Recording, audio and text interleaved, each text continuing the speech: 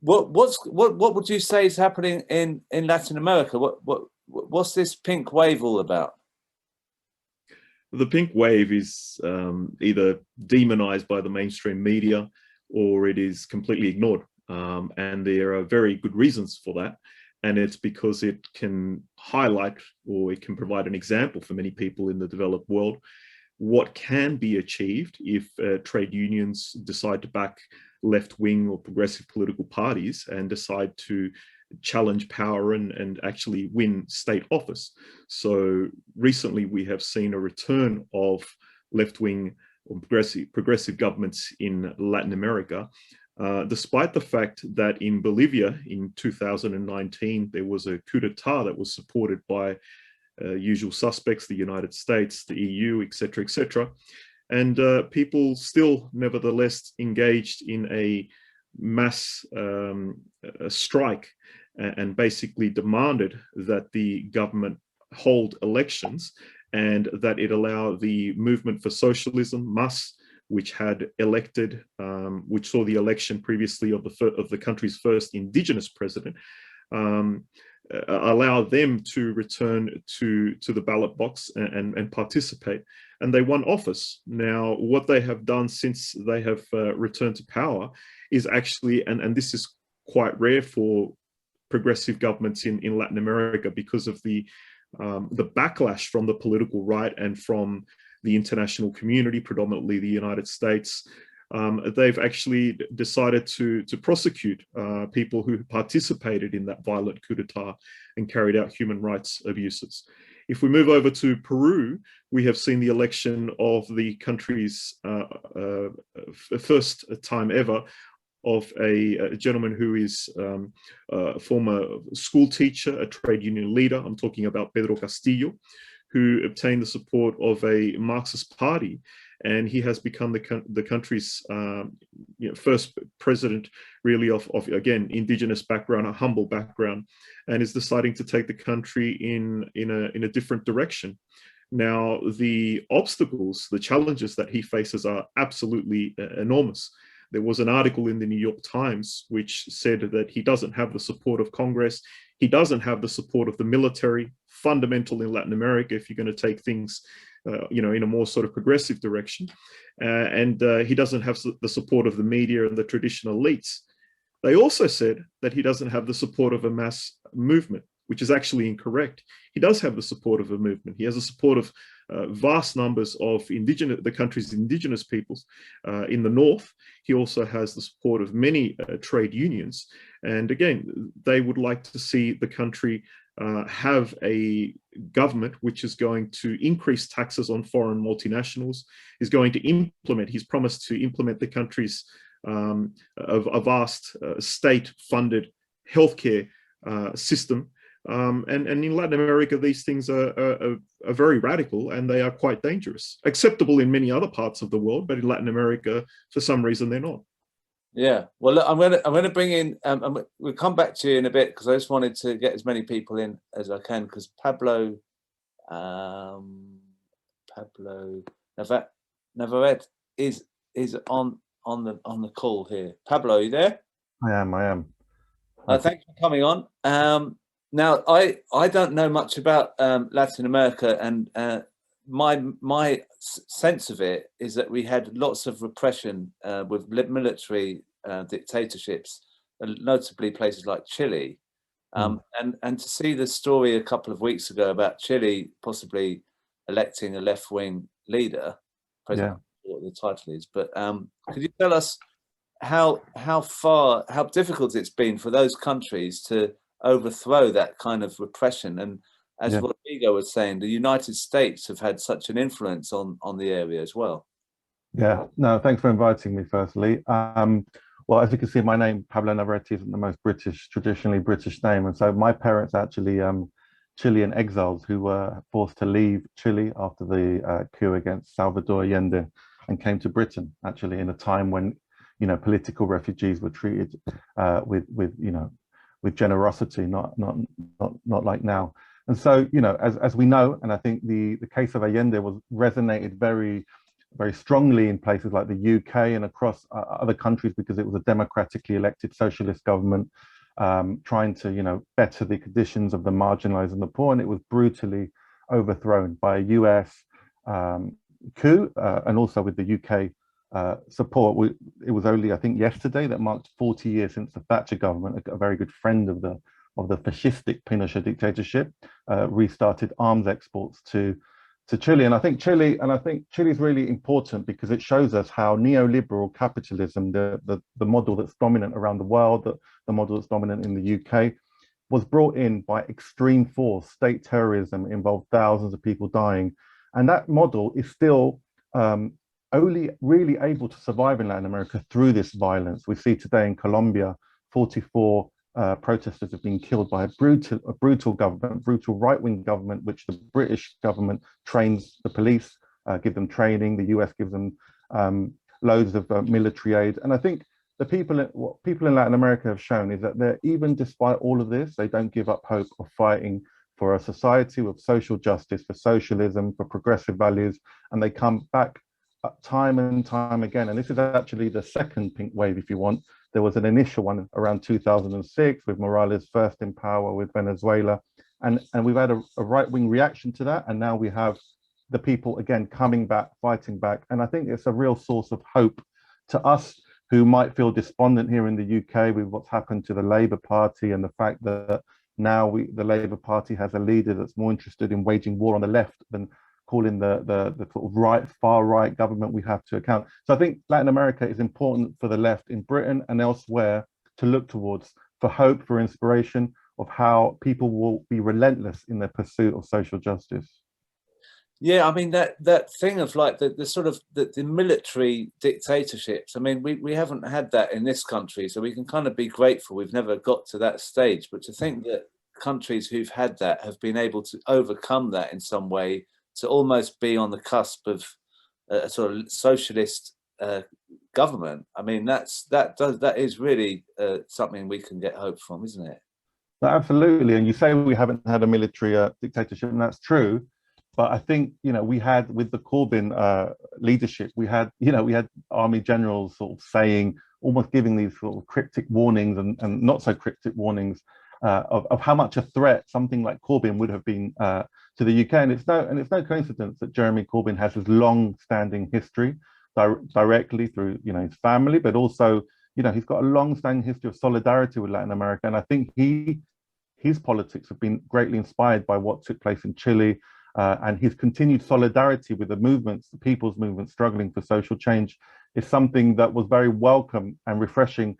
And his internationalist perspective in UK politics was really important, because I think we really need, and here it's obviously the media.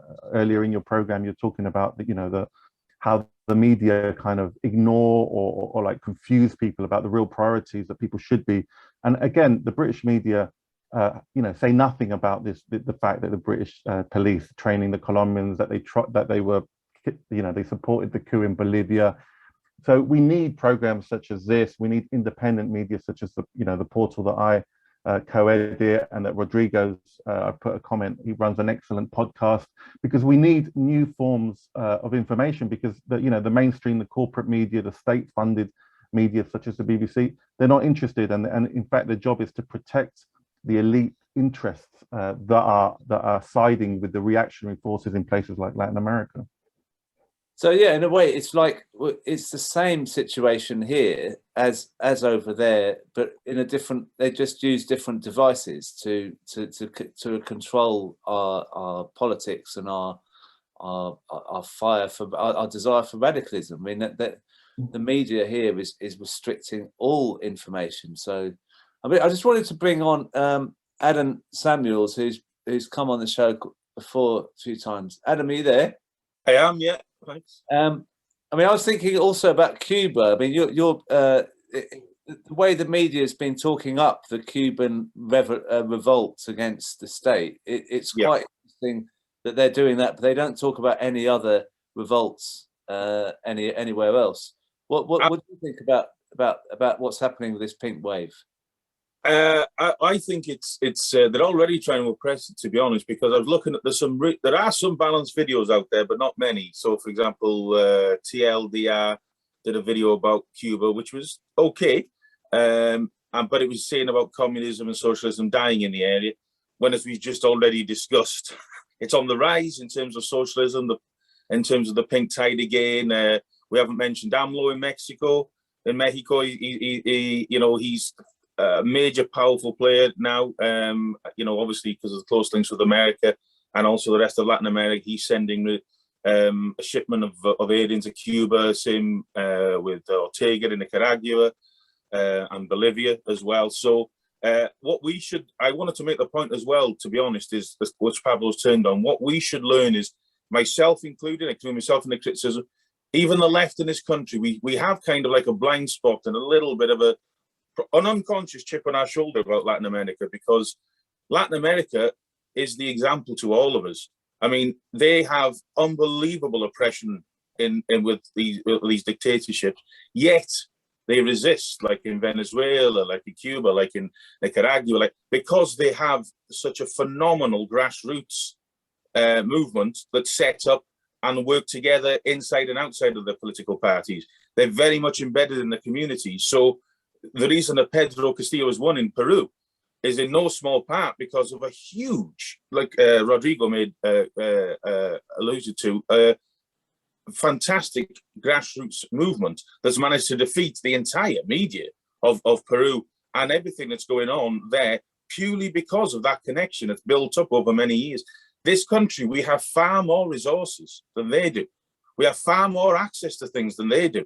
Yet they shame and humiliate us. And I'm including myself in that criticism on the left in this country. We look at the resources we have and the contacts we have compared to there, and what is achieved there compared to here.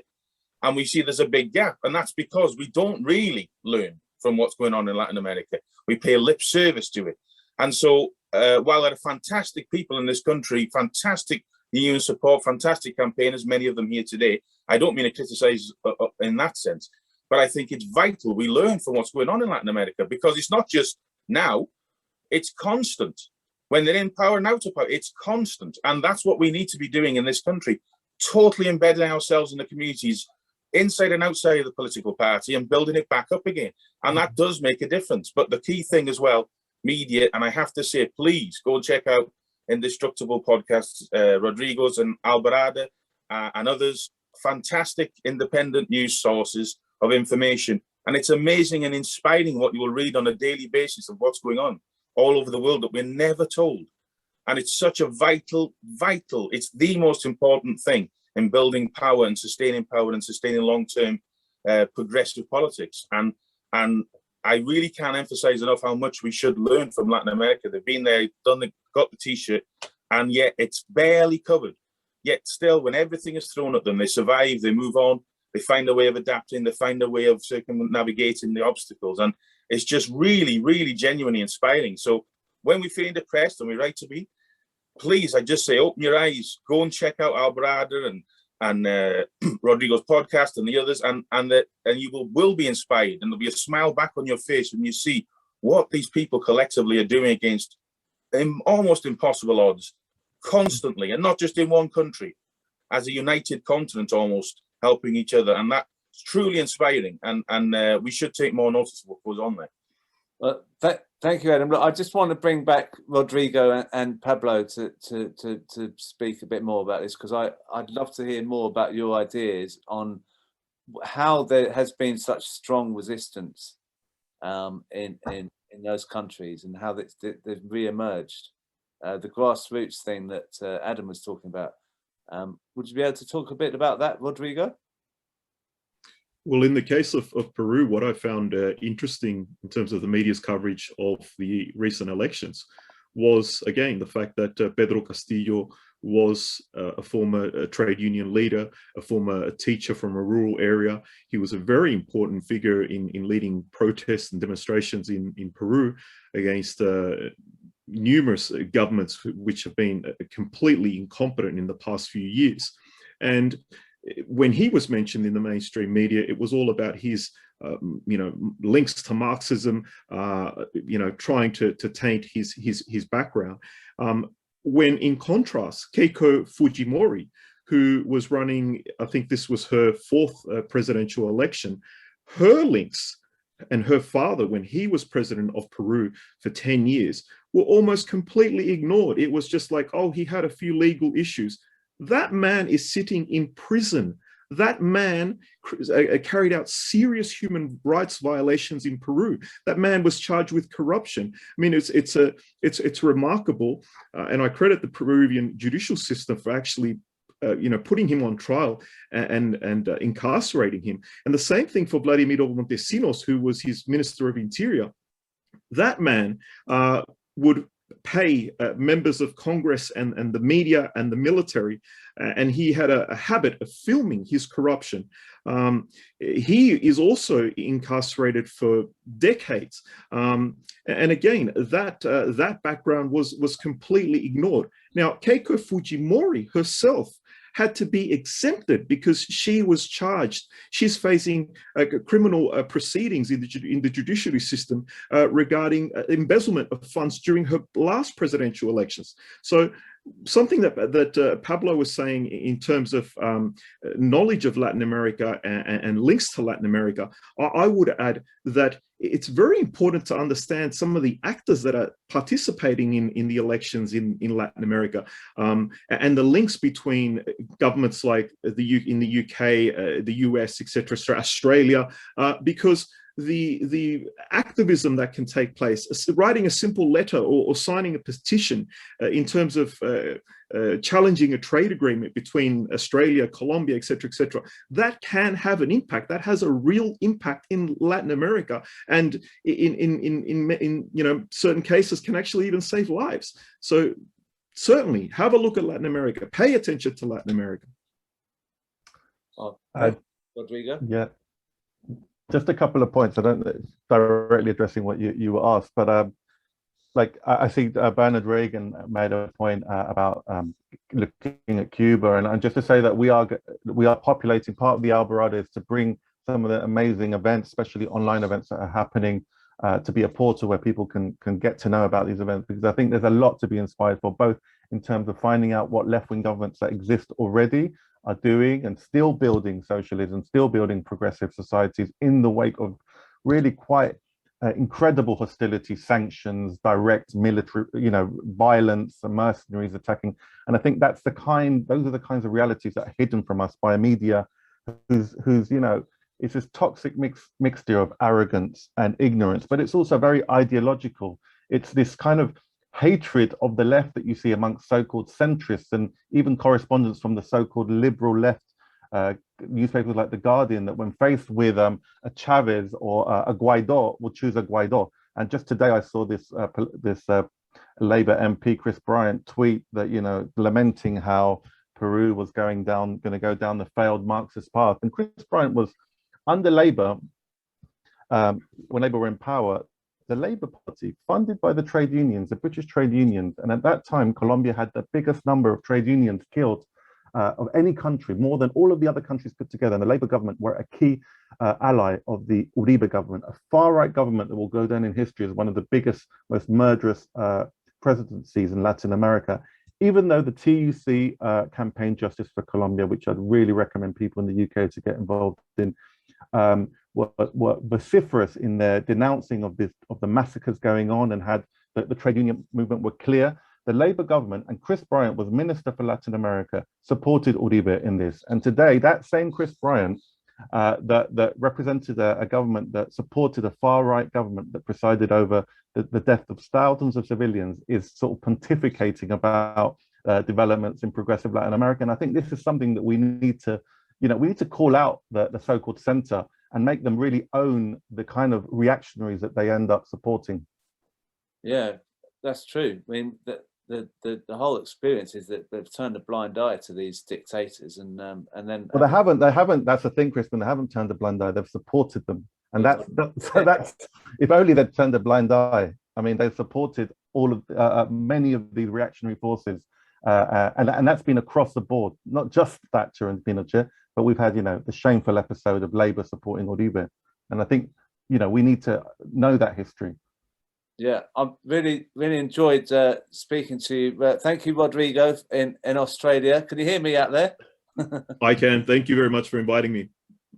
Thank you, and thank you to Pablo as well, and Adam. Adam, it was great to hear you speak as well. Thank you, Adam.